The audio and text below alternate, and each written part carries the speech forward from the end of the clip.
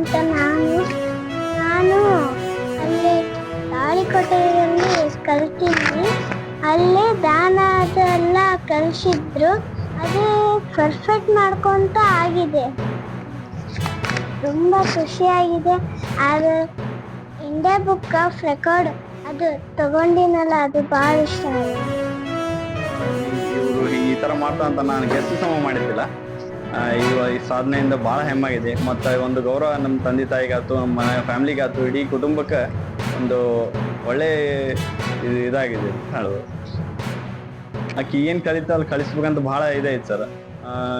ಮುಂದೆ ಒಟ್ಟು ಓದೋ ಒಂದು ಏನಿಲ್ಲ, ಅದ್ರ ಬೇರೆ ಬೇರೆ ಆಕೆಗೆ ಬೇರೆ ಆ್ಯಕ್ಟಿವಿಟೀಸ್ಗಳಿಗೆ ಕಲಿಸ್ಬೇಕಂತ ಭಾಳ ಆಸೆ ಇದೆ. 9 days ಅಷ್ಟ ಕಲ್ತೆ, 20 days ಅದು 9 days ಅಷ್ಟ ಕಲ್ತೆ. ಹೆಚ್ಚಿಂದ ಅದ್ರಾಗ ವಿದ್ಯೆ ಕಲ್ಕೊಂತ ಹೋಗಿ ಅದ್ರಾಗ ಅವಳು 9 ನಿಮಿಷ ಅವರು ಇಂಡಿಯಾ ಬುಕ್ ಆಫ್ ರೆಕಾರ್ಡ್ಸ್ ಆಗಕ್ಕೆ 9 ನಿಮಿಷ ಕೊಟ್ಟಿದ್ರಿ. 9 ನಿಮಿಷ ಒಳಗೆ ಆಕಿ 6 ನಿಮಿಷ 112 ಹೇಳಿದ್ಲು. 95 ಇಟ್ಟಿದ್ದಾರೆ ಅವನು. ಅದ್ರಾಗ ಹೆಚ್ಚಿಂದ ಇದು ಮಾಡಿ ಇಂಡಿಯಾ ಬುಕ್ ರೆಕಾರ್ಡ್ಸ್ ಅಂತಂದು ಕೊಟ್ಟಲ್ರಿ. ಅದೇನು ಒಂದೂ ಚಾನ್ಸ್ ತಪ್ಪದ ಹೇಳಿದ್ಲು. ಎಲ್ಲರೂ ಚಪ್ಪಾಳೆ ಬಿಡೋದು ಏನ್ರಿ ಅದ ವಿಚ್ಚಿ ಎಷ್ಟು ಕಲ್ತಾಳೆ ಎಲ್ಲರೂ. ಏನ್ರಿ ನಿಮ್ಮ ಮೊಮ್ಮಗಳು ಏನು ಲೆಕ್ಕ, ಏನಿದು ವಿದ್ಯೆ ಅಂತೇಳಿ ಎಲ್ಲರೂ ಇದು ಮಾಡ್ಕೊತಾರೆ. ಹೆಚ್ಚಿನ ಖುಷಿ ಆಗೈತೆ. ಹೆಂಗಾರ ಕಲ್ತಿರ್ಬೇಕು ನಮ್ಮ ಮೊಮ್ಮಗಳು, ಹೆಂಗೆ ಹೇಳ್ತಿದ್ದಾವು, ಅದು ಹೆಂಗೆ ನಮ್ಗೆ ಇದು ಆಶ್ಚರ್ಯ ಆಗೈತೆ. ಆ ವಿದ್ಯಾರ್ಥಿನಿಯ ಒಂದು ಸಾಧನೆ ನಮ್ಮ ಹನುಮಸಾಗರಕ್ಕೆ ಕೀರ್ತಿಯನ್ನು ತರುವಂಥದ್ದಾಗಿದೆ ಅಂತ ನಾನು ಹೇಳಲಿಕ್ಕೆ ಇಷ್ಟಪಡ್ತಾ ಇದ್ದೇನೆ. ಆಮೇಲೆ ಇನ್ನೂ ಹೆಚ್ಚಿನ ಒಂದು ಅದರಲ್ಲಿ ವಿದ್ಯೆಯನ್ನು ಕಳಿಸ್ಲಿ, ನಮ್ಮ ಒಂದು ರಾಜ್ಯಕ್ಕೆ ದೇಶಕ್ಕೆ ಕೀರ್ತಿ ತರುವಂಥ ವಿದ್ಯಾರ್ಥಿನಿ ಆಗಲಿ ಅಂತ ಬಯಸ್ತಾ ಇದ್ದೀನಿ.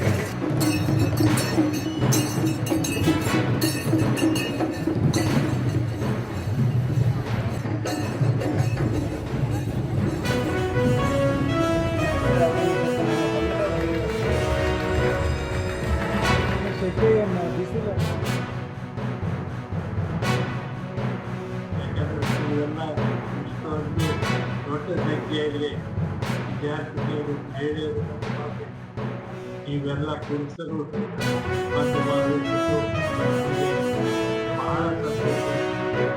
ಯಾಕಂದರೆ ಇಡೀ ಪ್ರದೇಶದಲ್ಲೇ ನಮ್ಮ ಕನ್ನಡ ಉಳಿದು, ಕನ್ನಡ ಬೆಳೆಯಬೇಕು, ಕನ್ನಡವನ್ನು ಬೆಳೆಸುವ ಇಡೀ ಪ್ರದೇಶದಿಂದ ಎಲ್ಲದರಿಗೆ ಆಗಲಿ ಅನ್ನುವಂಥ ಕಾರ್ಯದಿಂದ